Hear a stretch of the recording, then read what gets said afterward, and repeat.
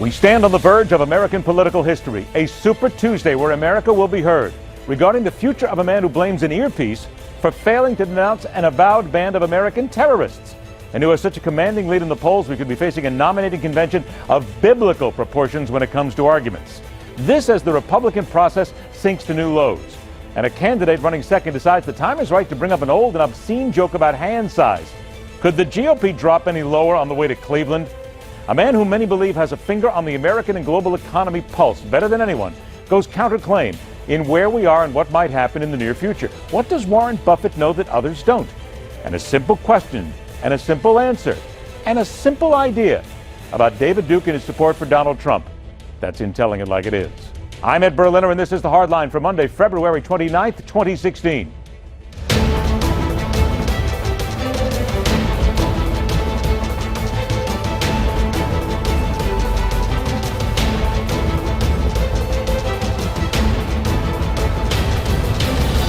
Tens of thousands of people. Are you back there, darling? Who's protesting? Anybody? Oh, get out of here. Get them out. And they're going to say, Mr. President,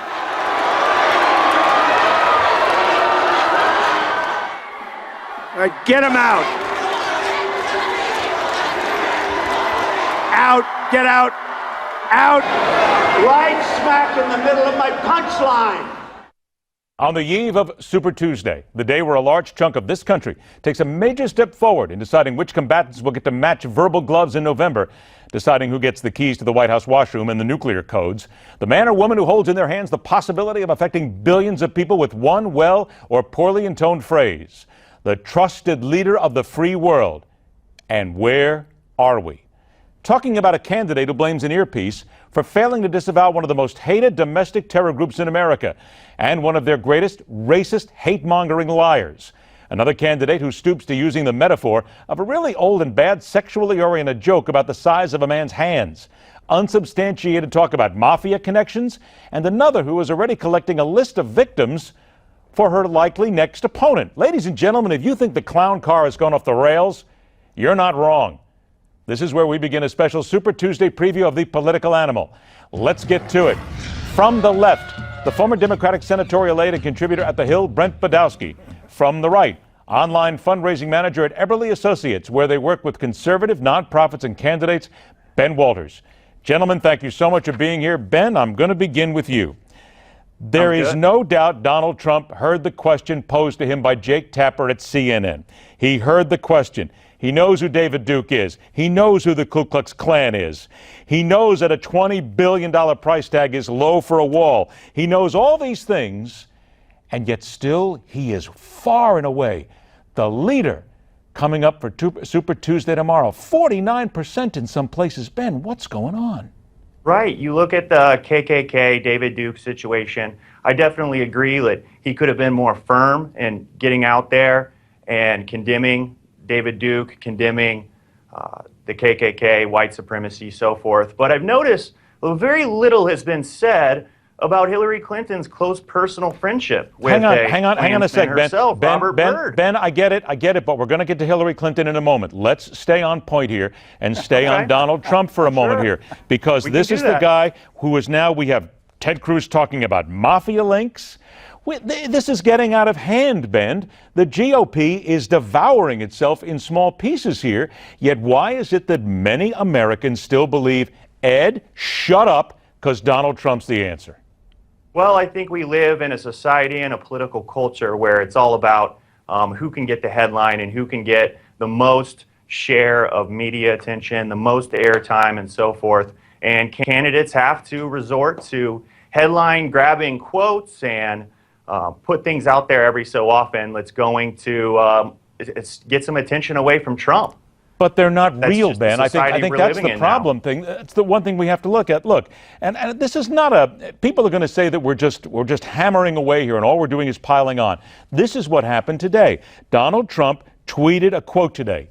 First they ignore you, then they laugh at you, then they fight you, then you win. And he put Mahatma Gandhi underneath it.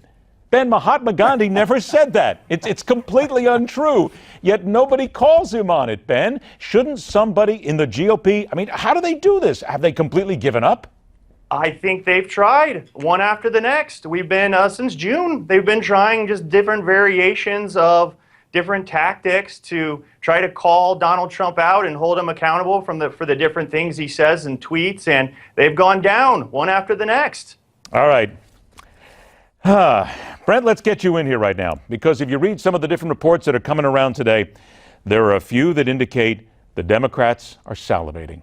They are waiting for this. As a matter of fact, I saw one poll today, I just saw it briefly, that indicated to some people the Democrats right now would win at least 70% of the vote in America come November, that they are prepared and waiting for this. Is it all true? Are they? Oh, yeah. First of all, Ed, watch out what questions you ask me, because if I don't like the question, my earpiece is going to go out. And I want to be clear about that. No, I don't know if it's 70%, but I think Democrats would win a landslide no matter who they nominate against Trump. I think most Republicans privately agree with me on that. There is a state of almost total panic on the Republican side among my friends. And I think you're going to start hearing the name Mitt Romney a lot sooner than we thought. What's happening on the Republican side is almost by the hour. One day Donald Trump is quoting a bogus tweet from Benito Mussolini, who I presume he admires enough to quote when he thought that the tweet was legitimate. Well, to be fair, That's it was incredible. a retweet. It was a retweet. Yeah, but the fact is, that's a pretty sad case when the name Mussolini is something appealing enough to any presidential candidate that he would tweet, retweet, quote, anything else, anything tied to him. You had General Michael Hayden, a man I greatly admire and respect, say that military commanders would probably refuse to execute illegal orders that a President Trump I have to would tell give. you something, Brent. What you're saying right there, I also read this weekend, and I found that shocking that somebody would say that, because what we're basically talking about here is insurrection. Come on, Brent. Isn't that going a little overboard here? If Donald Trump becomes president, he is the supreme commander of the United States military.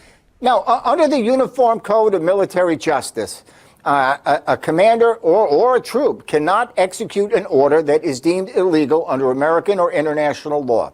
And when Donald Trump makes public statements that he will do things worse than torture, that's illegal under international law. When he says that they'll kill the wives and children of enemies, that's illegal under international law. And when General Hayden, who again I have a tremendous respect for, when he says that even he and other generals would have problems executing that kind of order, he speaks for almost all of them. And this is a former CIA director as well as a four-star Air Force general who knows whereof he speaks. I got to bring Ben in here. Ben, let's look at this from another perspective here. Marco Rubio also comes out, and as I said, he basically intimates a very crass joke about Donald Trump and hand size. This is getting out of hand here. Don't we need to just pull back a little bit and talk about the fact that, look, we may hate career politicians. There may be people looking for a change. There may be people out there saying that I want anybody but a career guy in there or a career gal in there. But don't we at least have to bring back some civility, Ben? As I said earlier, it's not a conventional election year.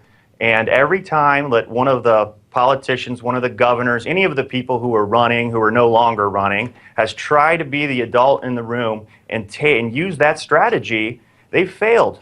They've failed, and like I said, many of them aren't running anymore. It's the culture we live in, the society we live in, where everybody's just trying to grab. But why is that right, Ben? Honestly, Ben, why is that right? I'm not arguing that it's right. I'm just arguing that that's the nature of where we are right now. And Marco Rubio, he needs media attention to be able to keep his surge going and surpass Cruz and do well tomorrow. Okay, then let me ask you this. I got about 2 minutes left. I'll hit you both with this, and you did bring this up, Ben, so I want to be fair. You talked about Hillary Clinton a few moments ago.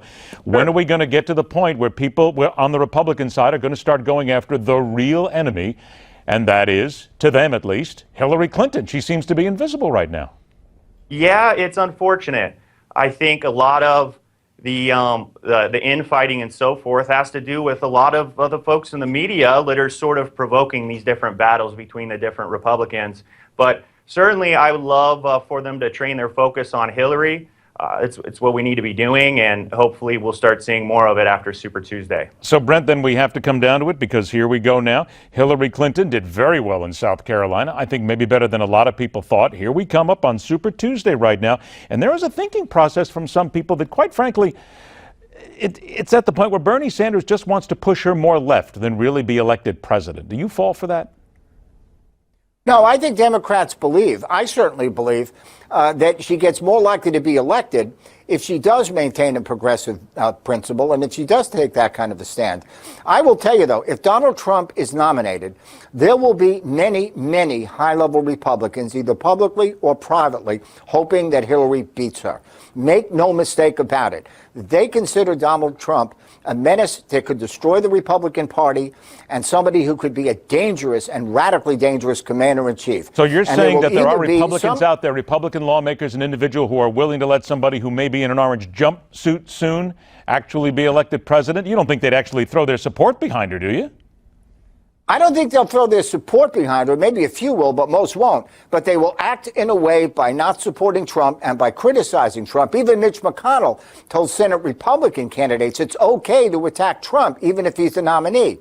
I think they will act in a way that will make it more likely that Hillary or any Democrat gets elected. Okay. And in the final I analysis, stop there because either I only Trump got will run 20 as a seconds third left. party. I got 20 seconds left, Ben.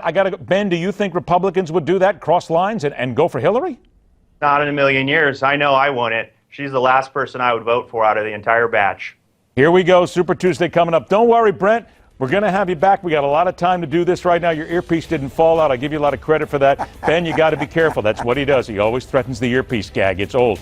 Brent Budowsky, Ben Walters, thanks so much for being here, gentlemen. Let's remind you, Super Tuesday is coming up right here on Newsmax. We are going to get those questions answered. Tomorrow night, a special edition of The Hardline kicks things off at 6 o'clock Eastern Time for all the preview. Join us right here on Newsmax.